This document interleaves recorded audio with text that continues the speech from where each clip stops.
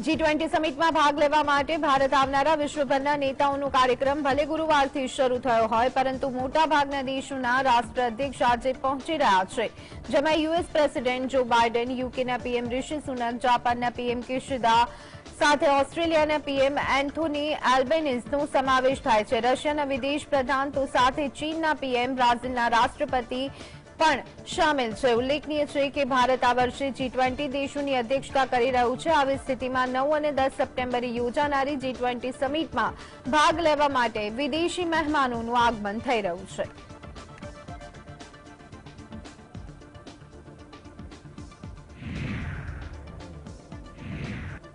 British વડાપ્રધાન Rishi Sunak G20 summit 2023માં ભાગ લેવા માટે નવી દિલ્હી પહોંચ્યા હતા. કેન્દ્રીય મંત્રી અશ્વિની ચૌબેએ રિશી સુનકનું ભારતની પ્રથમ સત્તાવાર મુલાકાતે નવી દિલ્હીમાં આગમન પર સ્વાગત કર્યું. વડાપ્રધાન નરેન્દ્ર મોદી પણ રિશી સુનક સાથે દ્વિપક્ષીય વાતચીત કરવાના છે.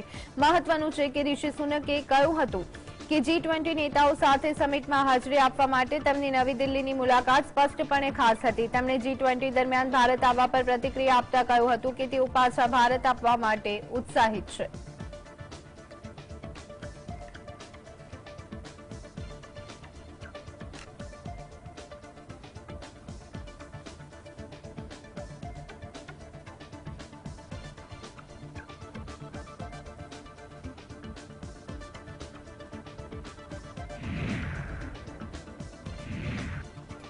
G20 બેઠકમાં સામેલ થવા માટે G20 દેશોના વડાઓના આગમનની દિલ્હીમાં શરૂઆત થઈ ગઈ છે. ત્યારે આર્જેન્ટિનાના રાષ્ટ્રપતિ અલ્બર્ટ ફર્નાન્ડિસ પણ રાજધાની દિલ્હી પહોંચ્યા. વિશેષ વિમાન દ્વારા દિલ્હી પહોંચેલા અલ્બર્ટ ફર્નાન્ડિસનું સ્વાગત કરાયું હતું. આર્જેન્ટિના ભારત પાસેથી હથિયાર ખરીદવા ઇચ્છુક છે. તેની નજર ભારતની સૌથી પાવરફુલ બ્રહ્મોસ મિસાઇલ પર રહેલી છે. આ ઉપરાંત આર્જેન્ટિના ભારત પાસેથી તેજસ વિમાન ખરીદવા પર પણ પ્લાન બનાવી રહ્યું હોય તેમ મનાઈ રહ્યું છે.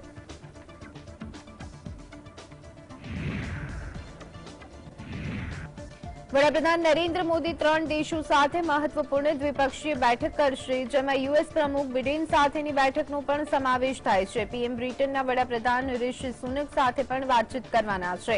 યુએસ પ્રમુખ જો બાઇડન 8 સપ્ટેમ્બરે સાંજે દ્વિપક્ષીય વાટાઘાટો કરશે, જેમાં ભારત યુએસ વ્યાપક વૈશ્વિક અને વ્યૂહાત્મક ભાગીદારીને વધુ મજબૂત કરવા પર ભાર મૂકવામાં આવશે. બંને નેતાઓ સ્વચ્છ ઉર્જા, વેપાર, ઉચ્ચ ટેકનોલોજી, સંરક્ષણ જેવા ક્ષેત્રમાં ચાલી રહેલા દ્વિપક્ષીય સહયોગની સમીક્ષા કરે તેવી અપેક્ષા છે. આ સાથે તેઓ વિશ્વના કેટલાક ગંભીર પડકારોનો સામનો કરવામાં બંને દેશો કેવી રીતે યોગદાન આપી શકે તે અંગે પણ ચર્ચા કરી શકે છે. વડાપ્રધાન 8 સપ્ટેમ્બરના રોજ બાંગ્લાદેશના વડાપ્રધાન શેખ હસીના અને મોરિશિયસના વડાપ્રધાન પ્રવિન્દ જુગનાથ સાથે અલગ અલગ દ્વિપક્ષીય બેઠકો પણ કરે તેવી શક્યતા છે. અમેરિકાના રાષ્ટ્રપતિ જો બાઇડન G20 સમિટમાં ભાગ લેવા આવી રહ્યા છે. બાઇડન 9 અને 10 સપ્ટેમ્બરે નવી દિલ્હીના પ્રગતિ મેદાનમાં અત્યંત આધુનિક ભારત મંડપમ કોન્વોકેશન સેન્ટરમાં 18મી G20 સમિટમાં હાજરી આપશે. બાઇડન 3 દિવસના કાર્યક્રમમાં અત્યંત વ્યસ્ત રહેશે. અમેરિકી રાષ્ટ્રપતિ પીએમ મોદી સાથે તેમની G20 એજન્ડા, ખાસ કરી અને આર્થિક સહયોગ અને બહુપક્ષીય રોકાણની તકો પર ચર્ચા કરે તેવી સંભાવના છે. અમેરિકીના રાષ્ટ્રીય સુરક્ષા સલાહકાર જેક સુલિવાને કહ્યું હતું કે વડાપ્રધાન મોદી અને બાઇડન વચ્ચે દ્વિપક્ષીય બેઠકમાં જેટ એન્જિન અને નાગરિક પરમાણુ ટેકનોલોજી પર સાર્થક પ્રગતિ જોવા મળે તેવી આશા છે.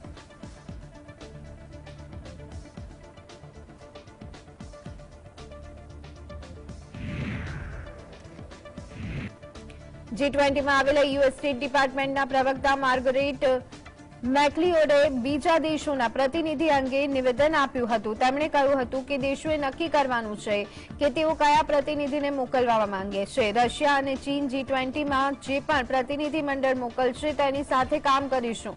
જેમ કે અમારા રાષ્ટ્રીય સુરક્ષા સલાહકારે કહ્યું કે સર્વસંમતિ મુશ્કેલ હશે, પરંતુ અશક્ય નથી.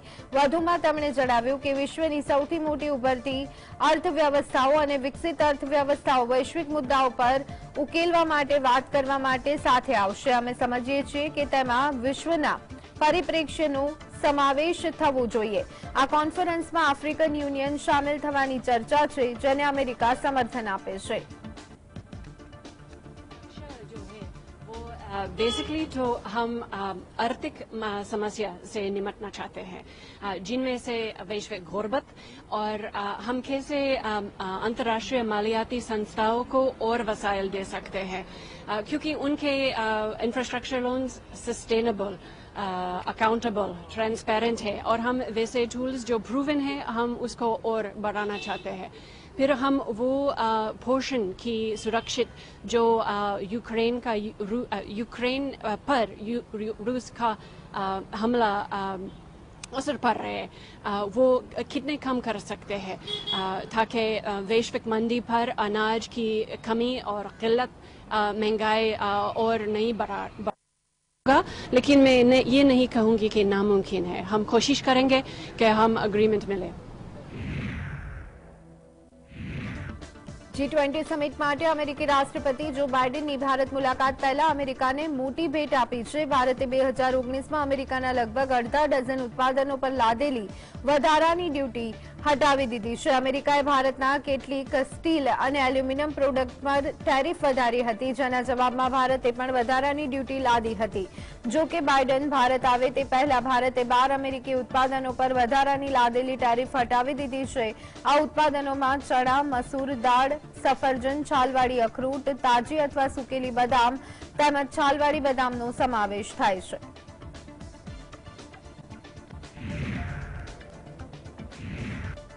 યુએસ મીડિયા માને છે કે ચીનના રાષ્ટ્રપતિ शी जिनपिंग નવી દિલ્હીમાં યોજાનારી G20 સમિટમાં હાજરી ન આપી અને અમેરિકા અને ભારત પશ્ચિમી શક્તિઓ તેમને ટેકો આપી રહ્યા છે અને અવગણી રહ્યા છે, જેમાં બ્રિટિશ વડાપ્રધાન ઋષિ સુનક, જર્મન ચાન્સેલર ઓલાફ 20થી વધુ વિશ્વ નેતાઓ હાજરી આપશે।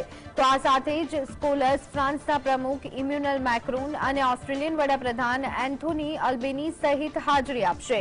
जिनपिंगे તેમના વડાપ્રધાન લી કિयांगને મોકલ્યા છે। યુએસ મીડિયાના એક વિભાગે જણાવ્યું હતું કે નવી દિલ્હી આગામી સમિટ માટે 24/7 સ્થાનિક કવરેજ પર હોવા છતાં शी जिनपिंग તેમની ગેરહાજરીના કારણે ભારત અને વિદેશમાં ઘણું ધ્યાન ખેંચી રહ્યા હતા। રિપોર્ટમાં કહેવામાં આવ્યું છે કે તેમની ગેરહાજરી પૃથ્વી પરના બે સૌથી મોટા દેશો વચ્ચેના સંબંધો પર એક નવો પરિપ્રેક્ષ્ય આપે છે। शी जिनपिंग 23 ઓગસ્ટે બ્રિક્સ સમિટ દરમિયાન જોહાનિસબર્ગમાં મોદીને મળ્યા હતા। પ્રખ્યાત યુએસ સાપ્તાહિક ન્યૂઝવીકે G20 પર એક વિશેષ અહેવાલમાં જણાવ્યું હતું કે ઘણા પશ્ચિમી મીડિયા ગૃહો દ્વારા ટાંકવામાં આવેલા ઘણા અનામી સ્ત્રોતો અનુસાર શ્રી નવી દિલ્હીમાં G20 સમિટને છોડવાની યોજના બનાવી રહ્યા છે।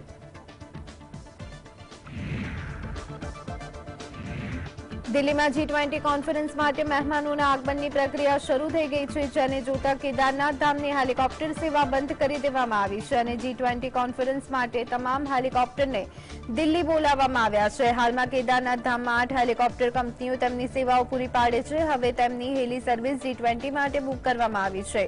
દેશની રાજધાની દિલ્હી G20 સમિટ 2023 માટે સંપૂર્ણ રીતે તૈયાર છે। ભારત 9 અને 10 સપ્ટેમ્બરે આ કોન્ફરન્સનું આયોજન કરશે, જેની તૈયારીઓ લગભગ પૂર્ણ થઈ ગઈ છે, જેની ઉત્તરાખંડના કેદારનાથ ધામમાં જોવા મળી છે। ઉત્તરાખંડના ગઢવાલ રેન્જના આઈજી KS નાગનિયાલે જણાવ્યું કે જે મુસાફરોએ 7 થી 11 સપ્ટેમ્બર સુધી હેલિકોપ્ટર સેવા બુક કરાવી હતી તેઓ 11મી પછી જ હેલિકોપ્ટરથી કેદારનાથ ધામ સુધી જઈ શકશે।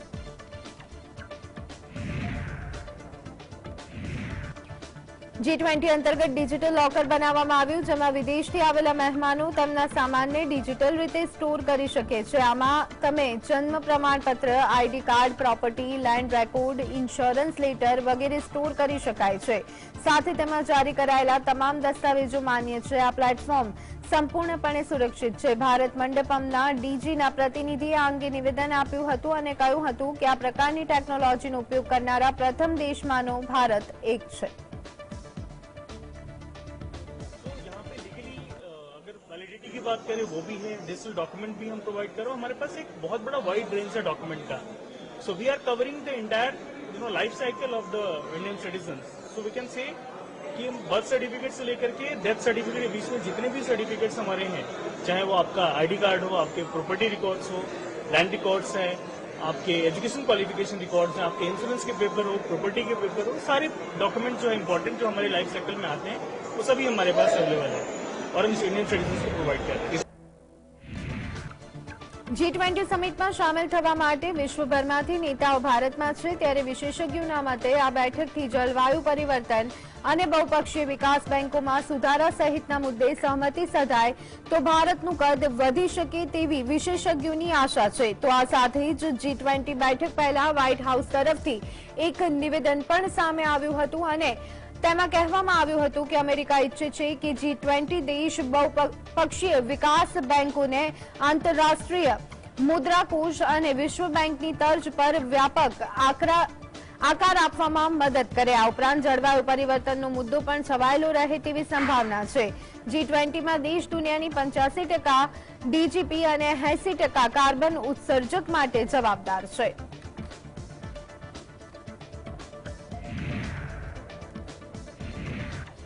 ભારતની અધ્યક્ષતા હેઠળ દિલ્હીમાં G20 બેઠક યોજાવાની છે, ત્યારે તેમાં હાજરી આપવા માટે વિદેશી મહેમાનોનું આગમન શરૂ થઈ ગયું. પીએમ મોદી G20 યજમાની અને વૈશ્વિક મુદ્દાઓને લઈને એક લેખ લખ્યો છે. પીએમ મોદીએ કહ્યું છે કે ગ્લોબલ સાઉથના દેશોમાંથી તેમના મંતવ્ય અને અનુભવો જાણવાનો આ એક મહત્વપૂર્ણ પ્રયાસ હતો. G20 સમૂહમાં આફ્રિકન યુનિયનને પણ સામેલ કરવામાં આવી શકે છે. વસુદેવ કુટુંબકમ આ બે શબ્દો એક ઊંડી ફિલોસોફી ધરાવે છે. તેનો અર્થ છે કે દુનિયા એક પરિવાર છે. આ એક સર્વગ્રાહી દ્રષ્ટિકોણ છે જે આપણને એક સાર્વત્રિક કુટુંબ તરીકે સરહદો, ભાષાઓ અને વિચારધારાઓની આગળ વધવા માટે પ્રોત્સાહિત કરે છે. ભારતના G20 પ્રેસિડેન્સી દરમિયાન આનો અનુવાદ માનવ કેન્દ્રિત પ્રગતિ માટેના આહ્વાનમાં થયો છે.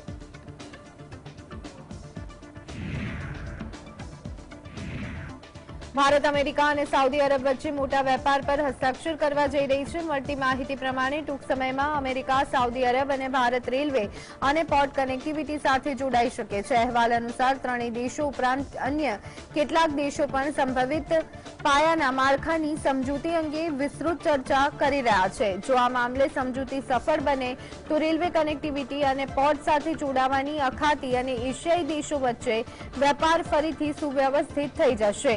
સૂત્રો દ્વારા મળતી માહિતી પ્રમાણે G20 દરમિયાન આ મુદ્દે વાતચીત થવાની શક્યતા છે. દિલ્હીમાં G20 બેઠક શરૂ થઈ રહી છે. અહીં વિશ્વના ટોચના નેતાઓ હાજરી આપવાના છે. અમેરિકી રાષ્ટ્રપતિ બાઇડન પણ અહીં આવી રહ્યા છે. અહેવાલ અનુસાર જો બાઇડન અને પીએમ મોદી બેઠક યોજશે અને તેમાં સાઉદી અરબના ક્રાઉન પ્રિન્સ મોહમ્મદ બિન સલમાન સાથે વાતચીત થઈ શકે છે. આ દરમિયાન વેપાર માટે કનેક્ટિવિટીના મુદ્દાને પ્રાથમિકતા અપાઈ શકે છે.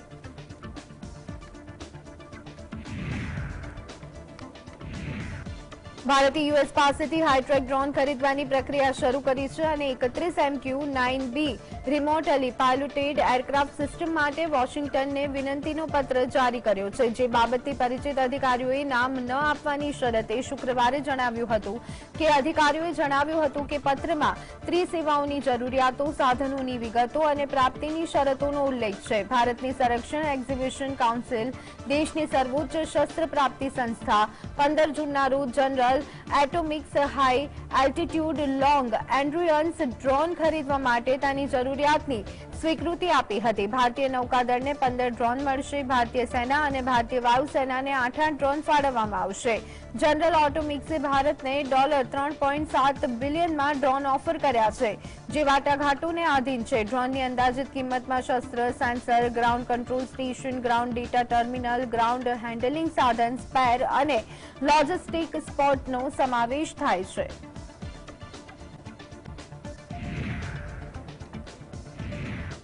ઓમાનના શેરપા પંકજ ખીમજીએ G20 સમિટને પગલે ભારતની પ્રશંસા કરી. તેમણે કહ્યું કે જે રીતે ભારતે મહેમાન નવાઝી કરી છે તે અદભુત છે. તેમણે વધુમાં જણાવ્યું કે ભારત અને ઓમાન વચ્ચેના સંબંધો વધુ સારા થવા જઈ રહ્યા છે.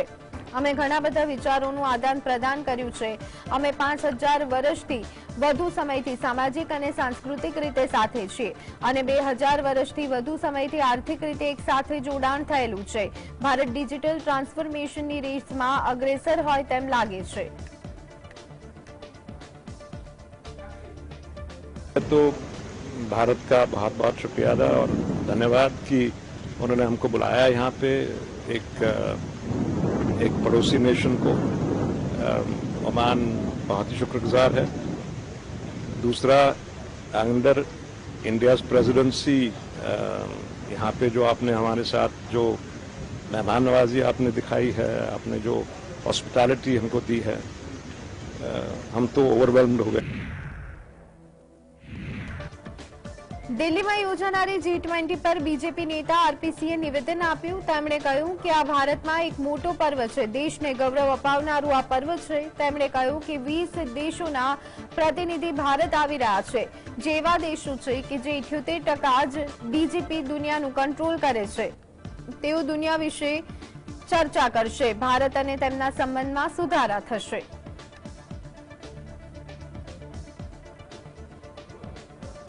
एक देश को गौरवान्वित करने वाला पर्व है। 20 देशों के वहाँ के अध्यक्ष यहाँ पर आएंगे और दुनिया के बारे में चर्चा करेंगे, दुनिया को आगे कैसे लेकर जाना है उसकी चर्चा करेंगे। 78% जीडीपी दुनिया का ये देश कंट्रोल करते हैं और उसमें अमेरिका के राष्ट्रपति भी आ रहे हैं, फ्रांस के राष्ट्रपति भी आ रहे हैं और बाकी देशों के प्रधानमंत्री और राष्ट्रपति भी आ रहे हैं। इससे बड़ा पर्व हो नहीं सकता और ये भारत के लिए एक मौका होगा कि हिंदुस्तान की कल्चर, हिंदुस्तान की संस्कृति को शोकेस करने का भी। G20 સમિટને પગલે કેન્દ્રીય મંત્રી પ્રહલાદસિંહ પટેલે કહ્યું કે G20 ઉત્સવ શરૂ થઈ ગયો છે। વડાપ્રધાન દ્વારા આપવામાં આવેલા એજન્ડા G20 બેઠક માટે એક આદર્શ મોડેલ છે। તેમણે વસુધૈવ કુટુંબકમનું સૂત્ર આપ્યું છે। એક પૃથ્વી, એક પરિવાર, એક રાષ્ટ્ર, અતિથિ દેવો ભવની પરંપરાનું પાલન કરવામાં આવ્યું છે। G20ના પ્રયોગે ભારતની વિશ્વસનીયતા વધારી છે।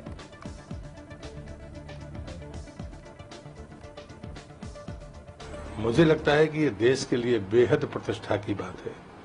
प्रधानमंत्री जी ने जो एजेंडा दिया है वो दुनिया में अभी तक की G20 की बैठक का सबसे आदर्श नमूना है। कि वसुधैव कुटुंबकम का स्लोगन है, one earth, one family, one future. सामान्यतः लोग एक बिंदु पर बात करते थे, अब एक नया विजन के साथ हमने अपना काम किया। આર્થિક સહકાર અને વિકાસ સંગઠનના G20ના શેરપાએ G20 અંગે નિવેદન આપતા કહ્યું કે ઇન્ડિયાએ વિશ્વ માટે એક અદ્ભુત હોસ્ટ છે। ભારતે વૈશ્વિક અર્થતંત્રની નિર્ણાયક ક્ષણે રાષ્ટ્રપતિ પદ સંભાળ્યું, જેમાં આપણને ટકાઉ સ્થિતિસ્થાપક વૃદ્ધિની જરૂર છે। ભારત 2007થી ઓઈસીડીનું મુખ્ય ભાગીદાર છે। ઓઈસીડી ભારત સાથે ખૂબ જ સઘન રીતે કામ કરી રહ્યું છે। અમે ભારતના G20 પ્રમુખ પદને ઘણું સમર્થન કરીએ છીએ। ભારત ઓઈસીડીનું એક મહત્વપૂર્ણ ભાગીદાર છે। India is a fantastic host for the world. India is taking the G20 presidency at a crucial moment of the global economy. In which we need sustainable, resilient growth. We need to tackle inflation.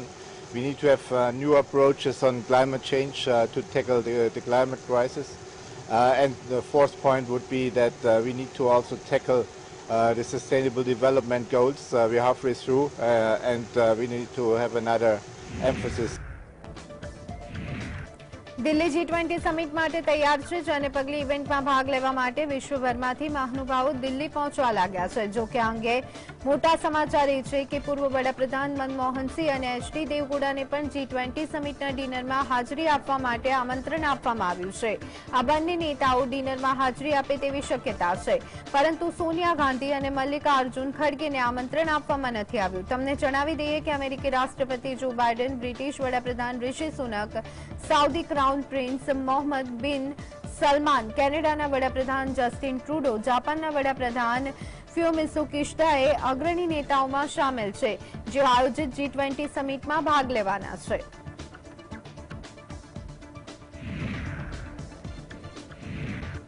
રાજ્યસભામાં વિપક્ષના નેતા મલ્લિકાર્જુને G20 summit dinner માટે આમંત્રિત ન કરવા પર છત્તીસગઢના CM Bhupesh બઘેલે કહ્યું કે આ એક દુર્ભાગ્યપૂર્ણ બાબત છે। મતભેદનું સન્માન કરવું જોઈએ।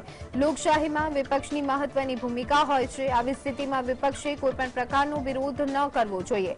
વિપક્ષને ન બોલાવવું એ લોકશાહી પર સીધો હુમલો છે। ये तो दुर्भाग्यजनक बात है मुख्यमंत्री जी कि नेता प्रतिपक्ष को यही तो असहमति का सम्मान होना चाहिए। लोकतंत्र में विपक्ष का महत्वपूर्ण रोल रहता है और ऐसे में यदि उसको नहीं बुलाया जाना मतलब ये तो सीधा सीधा लोकतंत्र पे हमला है।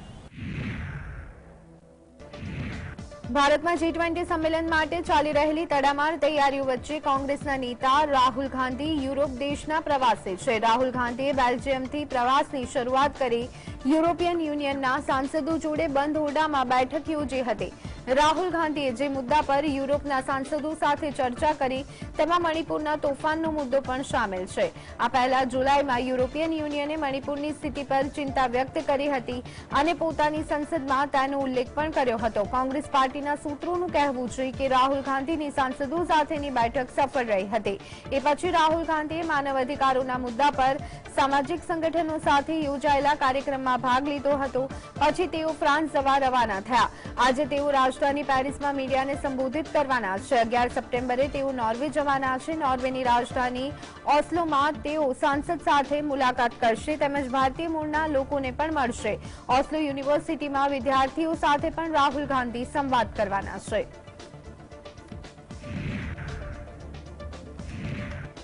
રાજધાનીમાં યોજાનારી G20ની બેઠકને લઈ અને નેશનલ કોન્ફરન્સના ઉપાધ્યક્ષ ઉમર અબ્દુલ્લાએ કેન્દ્ર સરકાર પર નિશાન સાધ્યું. તેમણે કહ્યું કે આના પહેલા પણ ઘણા દેશોમાં G20ની બેઠકો થઈ છે અને હવે તે દિલ્હીમાં યોજાવાની છે. તેમણે કહ્યું કે બીજા દેશના નેતાઓ આવશે અને દેશના એક ખૂણાને જોશે અને તેના પર પોતાની પ્રતિક્રિયા આપી અને પાછા જતા રહેશે. તેમણે કહ્યું કે કંઈ નહીં થાય તો દિલ્હીને G20 માટે તૈયાર કરવામાં જે કરોડો રૂપિયાનો ખર્ચ થયો છે તેનાથી દિલ્હીવાસીઓને થોડી રાહત મળી જશે. मैं कुछ नहीं देख रहा हूँ ना G20 का क्या करना है ना G20 ये बाकी मुल्कों ने भी किया है इसके बाद और मुल्क भी करेंगे आए हैं देखेंगे दिल्ली का एक छोटा सा कोना और वापस चले जाएंगे कम से कम इस बहाने दिल्ली में जो मैंने पढ़ा कोई 4,200 करोड़ खर्च हुए हैं सिर्फ दिल्ली को G20 के लिए तैयार करने के लिए चलिए और कुछ नहीं तो दिल्ली के रहने वालों को इस थोड़े से पैसे का तो कुछ ना कुछ फायदा तो मिलना चाहिए. इंडिया विरुद्ध भारतनी डिबेटમાં નેશનલ કોન્ફરન્સના ઉપાધ્યક્ષ અને જમ્મુ કાશ્મીરના ભૂતપૂર્વ મુખ્યમંત્રી ઉમર અબ્દુલ્લા પણ કૂદી પડ્યા છે. જમ્મુ કાશ્મીરના ભૂતપૂર્વ મુખ્યમંત્રી ઉમર અબ્દુલ્લાએ કહ્યું છે કે જો હિંમત હોય તો નામ બદલીને બતાવો. ઉમર અબ્દુલ્લાએ ઇન્ડિયા વિરુદ્ધ ભારતની ડિબેટને અર્થહીન ગણાવતા તે લોકો પાસે બંધારણના સંશોધનની શક્તિ છે કે કેમ તે અંગે સવાલ કર્યો. તો બંધારણમાં સંશોધન માટે સંસદમાં 2/3 બહુમતી હોવાને મુદ્દે પણ ઉમર અબ્દુલ્લાએ સવાલ કર્યા છે. कोई नहीं चेंज कर सकता ना क्या इनके पास 2/3 बहुमत है पार्लियामेंट में अगर है तो चेंज करके दे ये कोई मामूली बात नहीं है नाम चेंज करना इसके लिए आपको मुल्क का आईन बदलना होगा अगर इतनी हिम्मत है तो लाइए हम भी देखें कौन इसमें आपका सपोर्ट करेगा मुल्क का नाम बदलने में. G20માં રાહુલ ગાંધી અને મલ્લિકાર્જુન ખડગેને આમંત્રણ નહીં આપવાના મુદ્દે રાહુલ ગાંધીએ આખરી પ્રતિક્રિયા આપી. તેમણે કહ્યું કે આમાં શું વિરોધાભાસ છે. આના પરથી એ સ્પષ્ટ થાય છે કે સરકાર ભારતની 60% વસ્તીને મહત્વ નથી આપતી. તે લોકોએ વિચારવું જોઈએ. સાથે જ સરકારે આવું કરવાની જરૂર શા માટે પડી તે પણ એક સવાલ છે. તેમના નિર્ણયની પાછળ શું વિચારસરણી છે. ये प्रोटेस्ट जो है हम तिब्बती युवा संगठन ने हमने ऑर्गेनाइज किया है. ये प्रोटेस्ट जो है चाइना के खिलाफ क्योंकि हमारे G20 के सम्मेलन में एक देश जो है चाइना है और हम जो जितना भी ग्लोबल लीडर्स है उन सभी को हम ये कहना चाहता हूँ चाइना कभी भी विश्वास देश नहीं है क्योंकि हम अभी चाइना के गुलाम शोषण चाइना ने हमारे देश के ऊपर कब्जा किया. इसी के लिए हम ये मैसेज देना चाहता हूँ चाइना एक विश्वास देश नहीं है बोल के. दूसरा जो है G20 के सम्मेलन के समय हमारे प्रधानमंत्री श्री नरेंद्र मोदी और अन्य ग्लोबल लीडर को तिब्बत के बारे में चर्चा करने के लिए हम मांग रखते हैं.